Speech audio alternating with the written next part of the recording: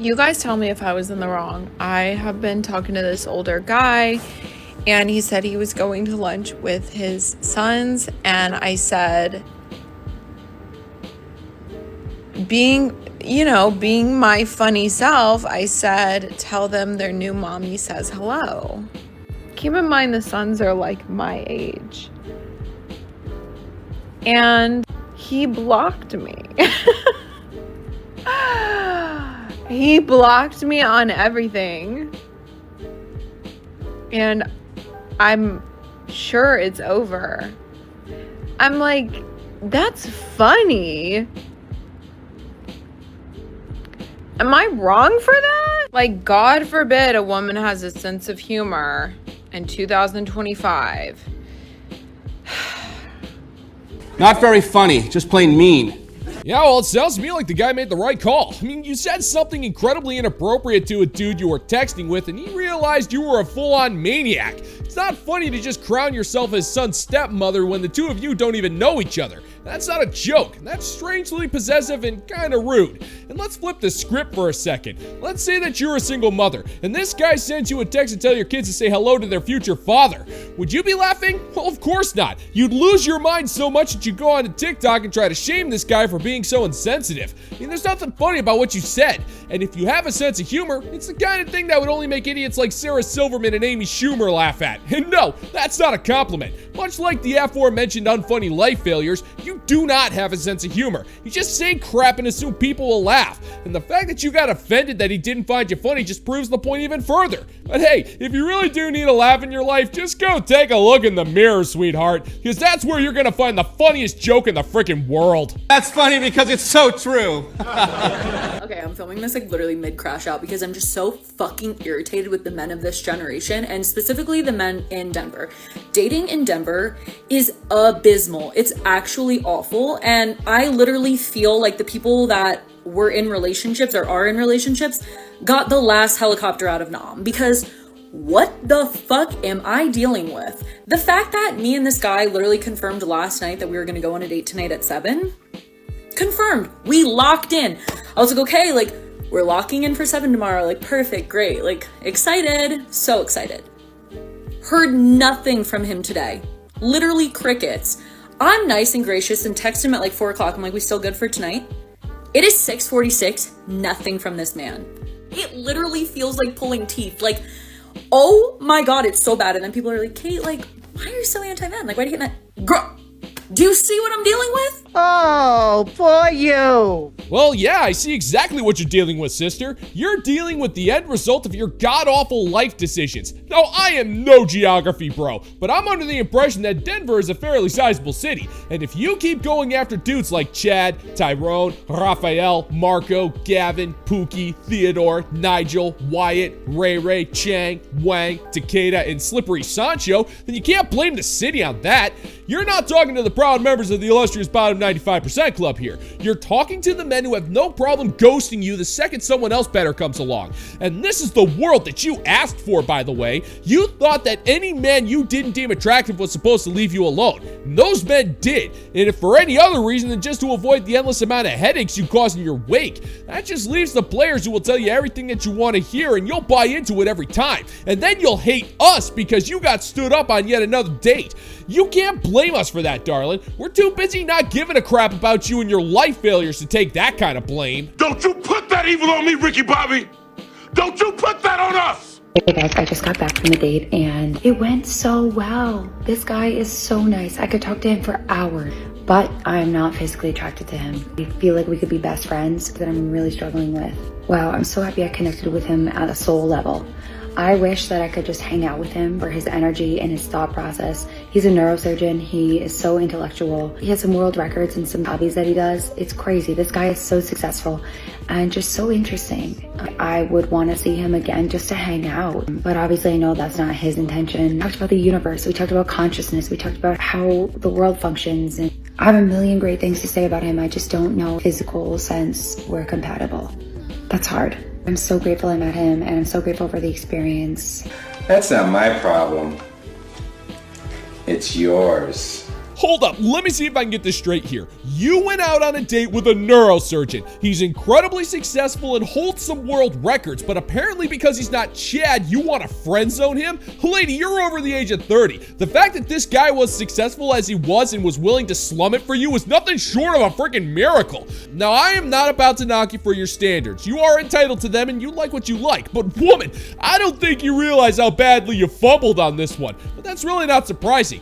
Even when the universe manifests up you a rich and successful guy, you'll still send him packing because he wasn't jacked enough to meet your standards. So what's the freaking point? You're holding out for a dude that doesn't exist, and in the rare event that he actually does exist, there is no chance in HE double hockey sticks that he's going to get with you for anything serious because he has options, and you think that it's a good idea to throw away a neurosurgeon who was so brain dead that he found you attractive. Lady, that was the closest thing you were ever going to get to a jackpot at your age. But then again, it's probably a good thing that you rejected him. You just saved that guy at least a few years worth of hell. So here's to you doing that guy a favor thanks to your idiotic life choices. Woo! Hey! I want to get pregnant in the next 14 months, and I've been abundantly clear with my boyfriend about this. But I'm not sure if he's going to be the father of my children. We've had conversations about timelines. We've had conversations about the number of kids we want to have. We've had conversations about our future, what it would look like, how we want to raise those kids. But at the end of the day, I have a biological clock and he doesn't. And at the end of the day, having children is more important to me than having a husband. And I refuse to ever put a man under an ultimatum. Liar! Liar! Liar! If a man is going to marry me, I want it to be because he wants to marry me, not because I forced his hand. By the same token, I will not put my goals and my desires in his hands. I'm not going to just wait and say, cool, we both want kids, I'll wait until you're ready. You don't know what words mean, do you? Well, yeah, you're technically right. You do indeed have a biological clock, and you wasted damn near all of it. Now, I don't know how long ago you had this conversation with your boyfriend, but more importantly, I don't really care because it doesn't really matter. I mean, let's think about this for a second. You want to get impregnated within the next 14 months. All right, fine. Even though you literally had over 120 months to make that goal of yours actually happen, you waited until the last possible minute to talk to your boyfriend about this. And even after going through all of the conversations and you're freaking out about wanting to have kids, you're still not sure if you want him to be the father.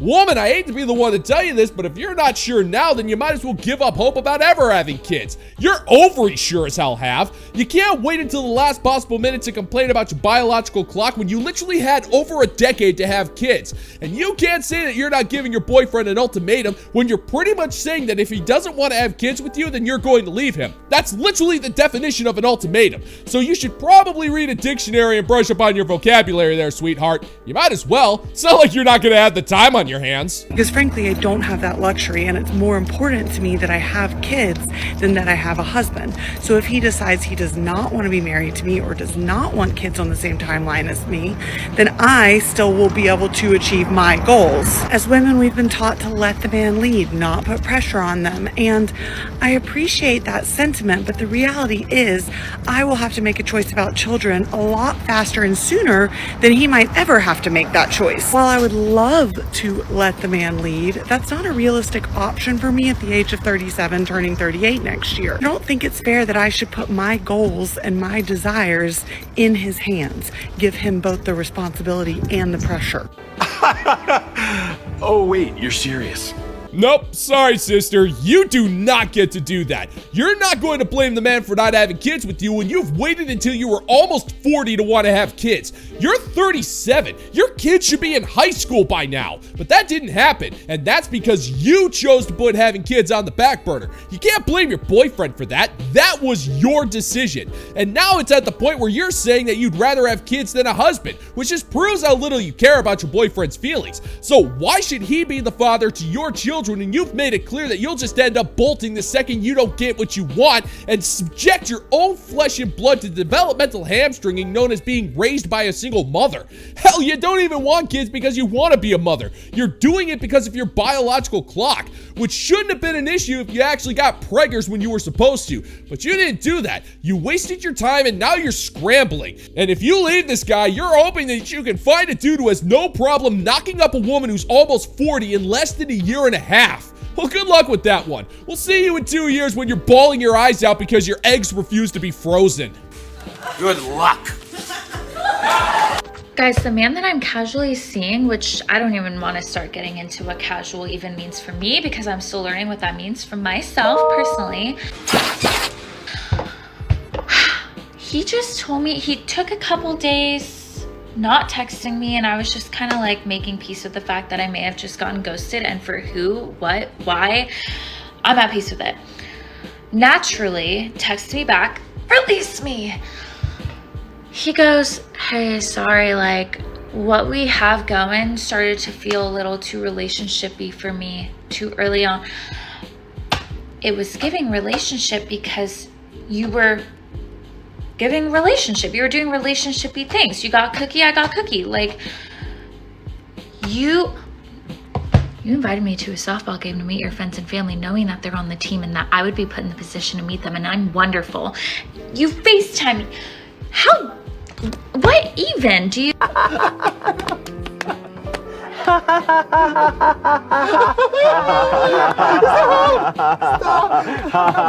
know, I hate to break it to you, sister, but working on the regular doesn't mean you're in a relationship. And if a dude introduces you to his family, that's not a relationship thing either. That means nothing nowadays, especially when the whole concept of relationships have been devalued thanks to you and your kind constantly trying to redefine what words mean.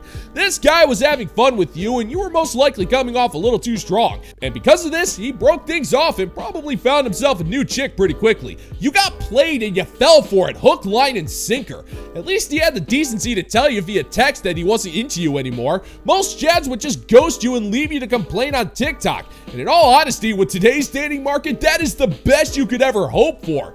And if we're being perfectly honest here, you got no right to be complaining anyway. I mean, you said it yourself. You were casually seeing this guy. Casually, which means that neither party was taking this thing seriously. So you can't turn around and change your mind after the fact just to make yourself look like a victim, because the only thing you're a victim of is willingly going on Mr. Chad's wild ride. It's not you, it's me. No, actually, it's not me. It is you. Can you imagine being a billionaire and not giving away? So I think about this all the time because I truly cannot understand how there are people that have enough money to change other people's lives and they just don't.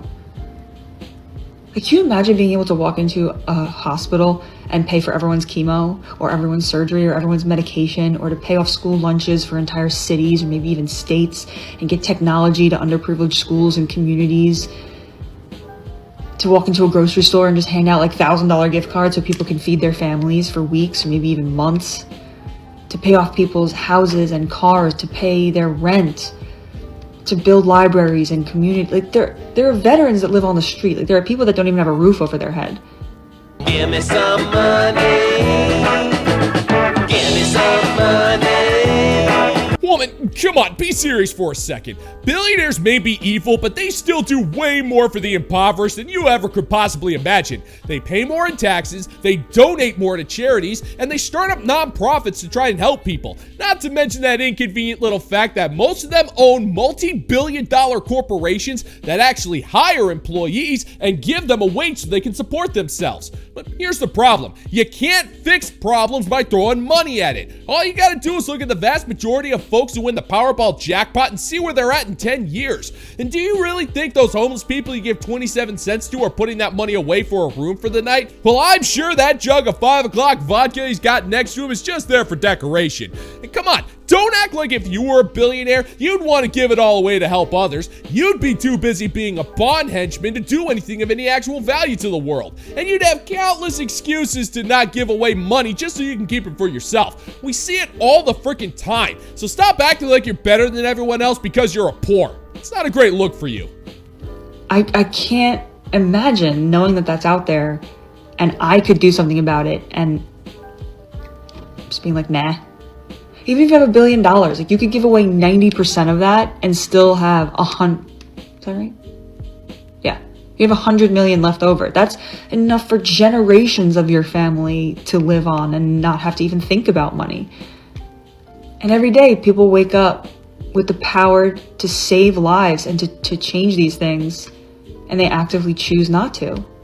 It just like does not compute to me. I cannot fathom it. It's just crazy. crazy. I want to party with rich people. Hey, lady, you do realize that billionaires don't just keep their money in grain silos like Scrooge McDuck, right? I mean, think about it for a second. Billionaires keep their money diversified in stock markets, real estate, business ventures, precious metals, collectibles, and other means. It's not like they can just go to a bank and withdraw $900 million just to blindly give to people. These guys, they have their own interests, which require the use of their own money. Now, what's sad is that your typical first world country spends literally trillions of dollars a year just to fund their own garbage. And I may not be the biggest expert on mathematics. The last time I checked, a trillion is significantly more than a billion. So why is it that private citizens have to fix where your government has failed? Doesn't that create one of those oligarchy things that you despise because of the Russian Ruskies? And aren't you the type of homegrown commie that says that they never voted for any of the things that the current administration is doing? Well, a billionaire isn't an elected official, so why should he do something like that? Those guys don't do crap for free. And if you know anything about bond henchmen, those are not the guys you want to be owing, sister. It'll usually end with you having to eat 3D printed meat while also giving up your organs against your will.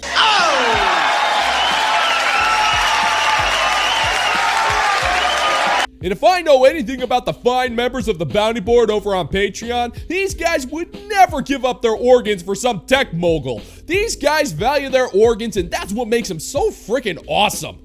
All hail!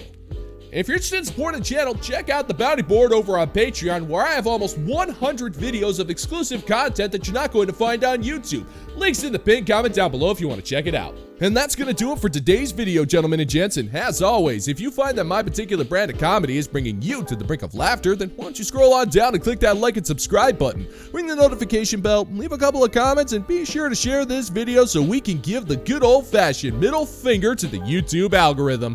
Thank you once again for checking out the new video, gentlemen and gents, and until next time, peace out, homies.